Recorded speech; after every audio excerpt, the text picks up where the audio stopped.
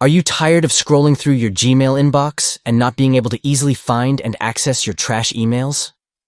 Well, today I'm going to show you how you can display your trash emails in the label list on Gmail on your PC with the new update. First, open gmail.com in your web browser. Once you're on the Gmail homepage, look towards the top right corner and find the gear icon.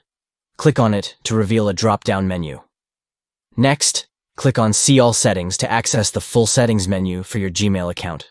This will open up a new page with a list of different settings options. Now navigate to the Labels section within the settings menu. This is where you can manage and customize the labels that appear in your Gmail inbox.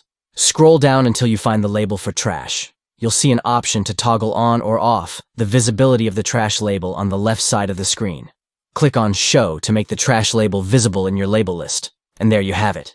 You can now easily access your trash emails directly from the label list on Gmail on your PC. No more digging through your inbox to find those pesky deleted emails.